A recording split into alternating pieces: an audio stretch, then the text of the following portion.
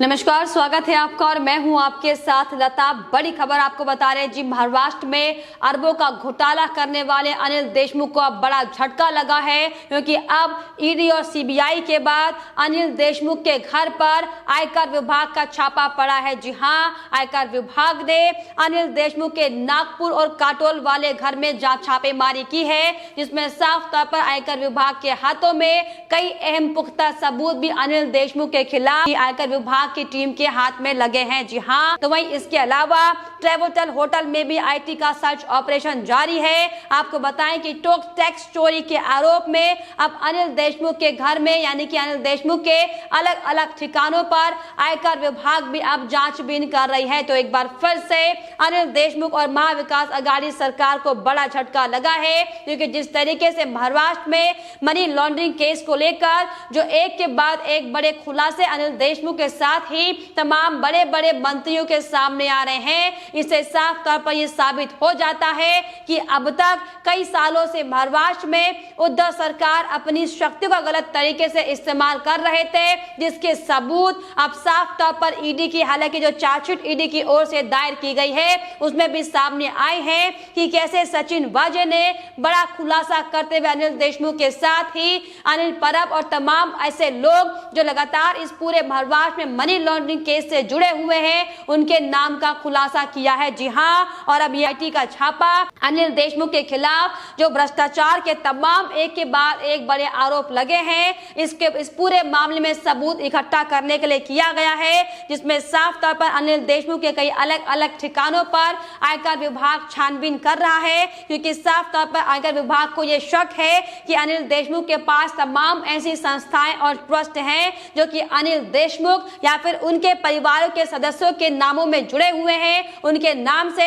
कई ऐसी फर्जी कंपनियां अनिल देशमुख ने खोली हुई हैं, इसमें साफ तौर पर टैक्स चोरी के आरोप अनिल देशमुख पर लगे हैं। जी हां, और दरअसल यही बड़ी वजह है कि अब सीबीआई और ईडी के बाद आयकर विभाग का भी शिकंजा अनिल देशमुख के खिलाफ कस चुका है। तो साफ तौर पर जिस तरीके से महाविकास अघाड़ी सरकार लगातार महाराष्ट्र में एक के बाद एक बड़े वसूली कांड को अंजाम देने का काम कर रही थी, अब उसका खुलासा सबके सामने हो चुका है, क्योंकि हाल ही में हमने आपको एक रिपोर्ट दिखाई थी कि कैसे 100 करोड़ की वसूली मामले को लेकर ईडी की तरफ से एक चार्जशीट भी दायर की गई थी, जिसमें साफ तौर पर बड़े बड़े अहम खुलासे सचिन वाजे ने किए हैं कि कैसे डीसीपी के ट्रांसफर रैकेट से लेकर बड़े बड़े धांधले और वसूली की रकम को अनिल देशमुख को सौंपने का काम सचिन वाजे ने किया है, जिसमें 16 बैग में न जाने कितने करोड़ों की संपत्ति को सचिन वाजे ने अनिल देशमुख के आदेश पर उनके पीए कुंदन शिंदे के हाथ पहुंचाया है,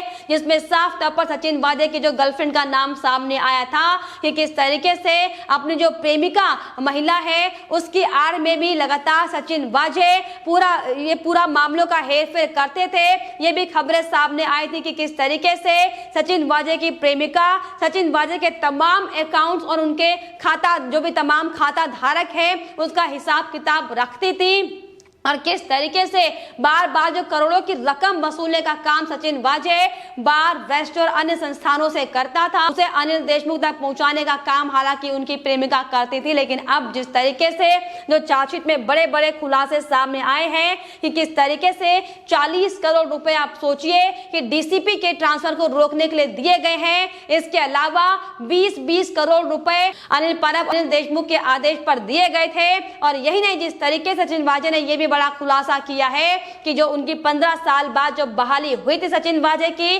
उस बहाली से एनसीपी के चीफ नेता शरद पवार खुश नहीं थे, और इसीलिए शरद पवार को मनाने के लिए भी अनिल देशमुख ने 2 करोड़ रुपए की मांग सचिन वाजे से की थी। और ये आरोप दरअसल सचिन वाजे ने लगाया है कि राजनीतिक दबाव में अपनी नौकरी को बचाने के लिए ये तमाम जांच के काम सचिन वाजे करता था, जिसका खुलासा साफ तौर पर ईडी के सामने पूछताछ में सचिन वाजे ने अब कबूल कर लिया किया है। और दरअसल यही बड़ी वजह है कि तमाम आरोप अब अनिल देशमुख पर लगते हुए दिखाई पड़ रहे हैं। किस तरीके से अलग अलग जगह पर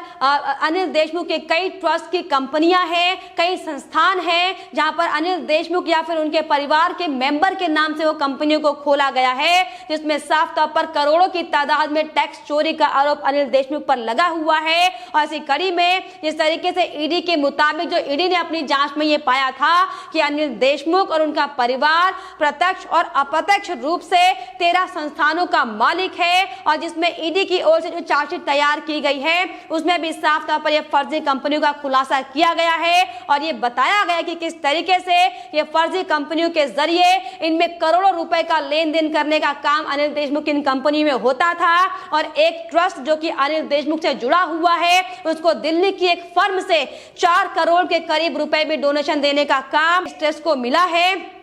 और जिसको लेकर साफ तौर पर ईडी ने अपनी चार्जशीट में ये बताया है दायर करते हुए कि लगातार इसको लेकर अलग अलग नए नए मामले अब सामने आ रहे हैं। और नए नए कंपनियों का भी अनिल देशमुख के खिलाफ जो कंपनियां अनिल देशमुख ने खोली हैं उनके खुलासे भी अब लगातार हो रहे हैं। और इसीलिए हालांकि जो चार्जशीट ईडी ने दायर की है इसको लेकर साफ तौर पर यह भी ईडी की ओर से बयान जारी किया गया है कि अभी जिस तरीके से अनिल देशमुख लगातार बार बार समन भेजने के बाद भी अपनी जांच के तौर पर जांच में सहयोग करने का काम कर रहे हैं, इसको लेकर फिलहाल अनिल देशमुख के खिलाफ उनकी जांच जारी रहेगी। अब वो दिन दूर नहीं जब अनिल देशमुख के खिलाफ साफ तौर पर सप्लीमेंट्री चार्जशीट भी दाखिल की जाएगी, क्योंकि लगातार अनिल देशमुख के खिलाफ जो एक के बाद एक तमाम सबूत सामने आ रहे हैं, और उन सबूतों को लेकर जवाब देने की बजाय अनिल देशमुख कभी स्वास्थ्य का हवाला दे रहे हैं तो कभी अन्य बहाने बनाकर ईडी की जांच और पेशी से बचने का हालांकि वो काम लगातार कर रहे हैं। लेकिन अब जिस तरीके से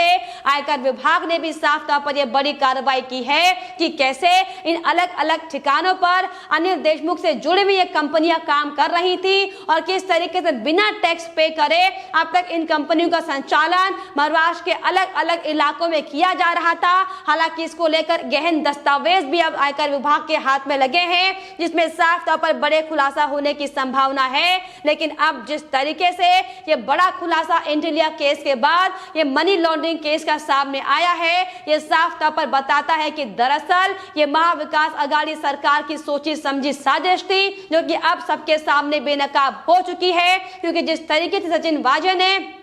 एक के बाद एक बड़े खुलासे किए हैं, किस तरीके से ये भी अब इस जांच में सामने आया है, कैसे रिपब्लिक भारत के एडिटर इन चीफ यानी कि अर्नब गोस्वामी को भी सोची समझी साजिश के तहत फंसाने का काम किया जा रहा था। किस तरीके से लगातार एक के बाद एक तमाम रिपोर्ट्स हम आपको दिखा रहे थे कि कैसे अर्नब गोस्वामी को एक फर्जी टीआरपी केस में फंसाने को लेकर अनिल देशमुख की ओर से दरअसल आदेश दिया गया था, जिसके बाद जब टीआरपी केस में वो फंसा नहीं पाए तो किस तरीके से सिर्फ और सिर्फ उनके एक अपने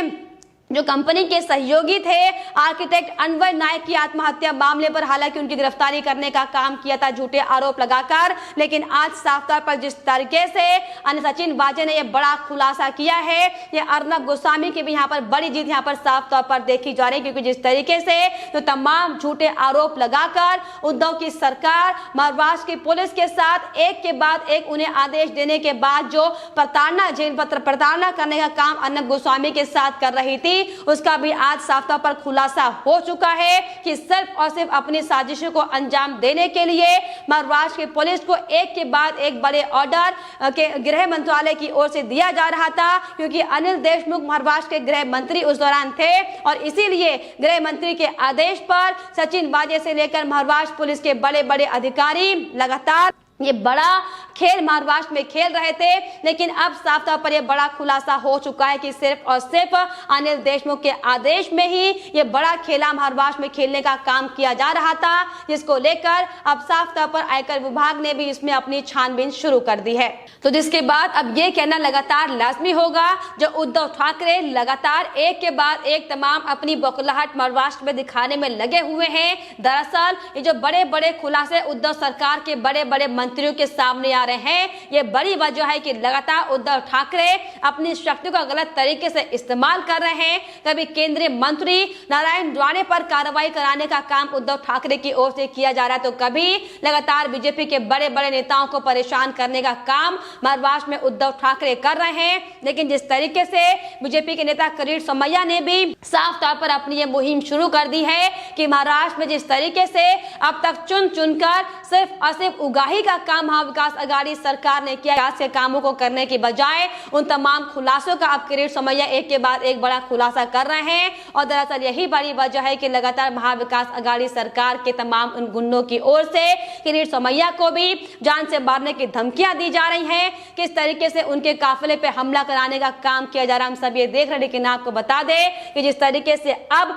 साफ तौर पर आयकर विभाग का ये छापा अनिल देशमुख के घर पर पड़ा है, अलग अलग ठिकानों पर लगातार आयकर विभाग की टीम छानबीन कर रही है। इसी कड़ी में जिस तरीके से अनिल देशमुख के नागपुर और काटोल वाले घर पर आयकर विभाग की टीम छानबीन कर रही है, लगातार उनके घर पर जो भी दस्तावेज वहां पर मौजूद है इस वर्तमान समय में, उसको लेकर भी ये कहा जा रहा है कि बहुत गहन सबूत उनके हाथों में लगे हुए हैं। और लगातार आसपास के लोगों से भी अनिल देशमुख और उनके परिवार वालों को लेकर पूछताछ की जा रही है। हालांकि इसके पहले भी तमाम रिपोर्ट्स हमने आपको दिखाई हैं कि कैसे ईडी की टीम ने भी अनिल देशमुख के अवैध ठिकानों पर एक के बाद एक ताबड़तोड़ छापेमारी की थी, जिसमें करोड़ों की संपत्ति को भी कुछ जब्त करने का काम ईडी की ओर से किया गया है। और जिस तरीके से नए खुलासे सचिन वाजे की ओर से किए गए हैं, इसको लेकर भी अब मनी लॉन्ड्रिंग केस में जो आरोप लगातार अनिल देशमुख पर लग रहे हैं कि टैक्स चोरी करने का काम अनिल देशमुख की ओर से करोड़ों की मात्रा में किया गया है, इसकी जांचबीन करने के लिए